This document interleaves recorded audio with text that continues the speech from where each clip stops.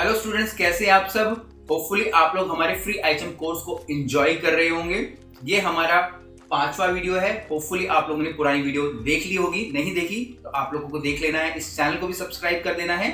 आपको सारी वीडियोस देखनी है क्योंकि ये जो कोर्स है पूरे साल भर चलने वाला है और यहाँ पे आपके समय समय पे एग्जाम्स भी होने वाले हैं, तो बहुत ज्यादा मजा आने वाला है। इवन अगर आप चाहें तो जो हमारी वेबसाइट है www.ihmgurukul को भी विजिट कर सकते हैं। वहां पे भी आपके लिए ढेर सारे स्टडी मटेरियल हैं। अब जो ये चैप्टर चल रहा है वो चल रहा है हमारे नॉलेज ऑफ इंग्रेडिएंट का, और उसके अंदर आज हम लोग बात करने वाले हैं अपने 5वें वीडियो के अंदर, जो कि है हमारा thickening and binding agent. Thickening and binding agent का मतलब होता है ऐसे इंग्रेडिएंट जो कि हमारी लिक्विड को थिक कर देते हैं या कई सारे इंग्रेडिएंट को आपस में बाइंड कर देते हैं। यहाँ पे रेसिपी चाहे कोई भी हो, इंडियन हो, कॉन्टी हो, बट थिकनिंग एजेंट्स का यूज किया जाता है जो भी रेसिपीज के अंदर होता है।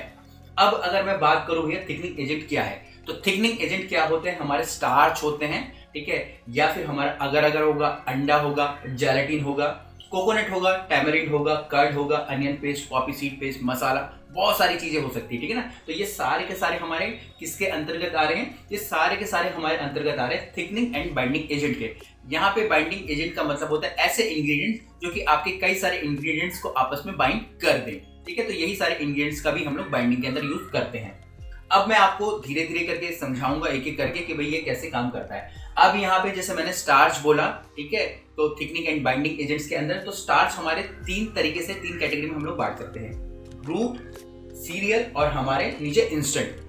अब रूट स्टार्च क्या होता है, जो कि हम लोग थिकनिंग करने के लिए करते हैं। थिक किसको करते हैं हम लोग, बेसिकली हमारे जो लिक्विड्स होते हैं उनको थिक करते हैं, जिससे कि हमारे सूप बन जाते हैं, सॉस बन जाते हैं, ग्रेवीज बन जाती है, करी बन जाती है, हमारी पुडिंग बन जाती है, ठीक है। ढेर सारे एग्जाम्पल्स हैं।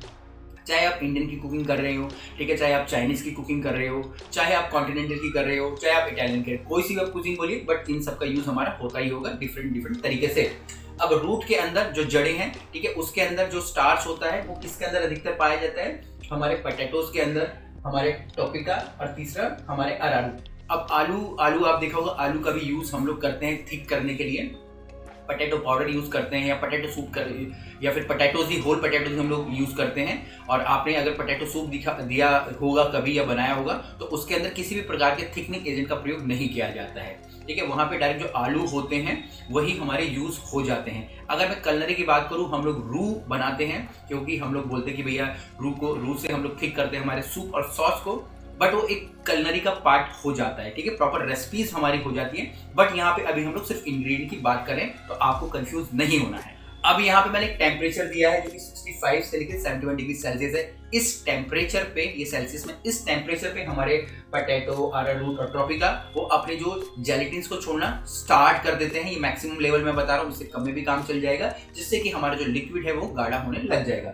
इसके बाद यहाँ पे सीरियल्स की बारी आती है, अनाज जिसको हम लोग बोलते हैं। अनाज के अंदर हमारा कॉर्न हो सकता है, व्हीट हो सकता है, राइस हो सकता है, ठीक है, जो कि यूज किया जाता है किसको, अपने जो ग्रेवीज को या लिक्विड को गाढ़ा करने के लिए। कॉर्न को आपने देखा होगा हम लोग कॉर्नफ्लावर बोलते हैं, व्हीट हमारा आटा हो गया, मैदा हो गया, राइस का हमारा राइस फ्लावर हो गया, ये सारे यूज होते हैं हमारे थिकनिंग और बाइंडिंग एजेंट्स के अंदर। अब यहाँ पे 85 से लेके 96 डिग्री सेल्सियस मैंने दिया है इस टेम्परेचर पे, ये हाईएस्ट टेम्परेचर है।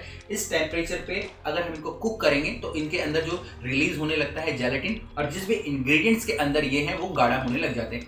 इवन अगर आप चावल कुक करते हैं, आप देखेंगे चावल के अंदर मार निकलता है या चावल आपस में ही चिपक जाता है। वो आपस में इसलिए ही चिपक जाता है क्योंकि उसके अंदर ये बाइंडिंग एजेंट्स होते हैं। तीसरा यहाँ पे इंस्टेंट स्टार्च होता है, जो कि आप बोल सकते हैं कॉमर्शियली यूज होता है, जैसे कि हमारे जेलेटिन्स हो गए, या आप लोगों ने पुडिंग देखी होगी, आप लोग पुडिंग कुक करते हैं, पुडिंग के अंदर अगर आप दूध डाल के उसको स्टर करेंगे तो अपने आप ही गाढ़ा होने लग जाएगा। इसके अलावा भी बहुत सारे होते हैं, जैसे कि हमारे पॉपी सीड्स मैंने यहाँ पे बोला, जिसको कि हम लोग खसखस बोलते हैं। खसखस को अगर आप ग्रेवी में डालोगे तो गाढ़ा हो जाएगा। इंडियन कुजीन के अंदर हम लोग दही डालते हैं अपनी जो लिक्विड ग्रेवीज को गाढ़ा करने के लिए। हम लोग अनियन पेस्ट का इस्तेमाल करते हैं, ब्राउन अनियन पेस्ट हम लोग बनाते हैं। हम लोग जो मसाले हमारे होते हैं अगर हम उसको भी मिक्स करके हमारे लिक्विड के अंदर, करीज के अंदर डालते हैं तो वो भी गाढ़ा हो जाता है। तो बेसिक आपको यही समझना है कि यही हमारे थिकनिंग और बाइंडिंग एजेंट होते हैं, जो कि मेन रेसिपीज के अंदर हमको डालने होते हैं, उनको थिक करने के लिए, गाढ़ा करने के लिए, जो भी हमारी रेसिपीज के अंदर दिए गए हैं।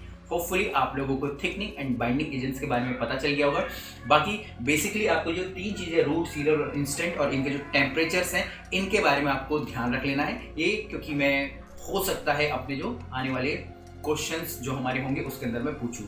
कुछ भी क्वेश्चंस हो कमेंट्स में नीचे जरूर लिखिएगा और ये भी लिखिएगा कि आप इस सीरीज को एंजॉय कर रहे हैं नहीं कर रहे हैं। फिर मिलेंगे एक नए वीडियो में, तब तक के लिए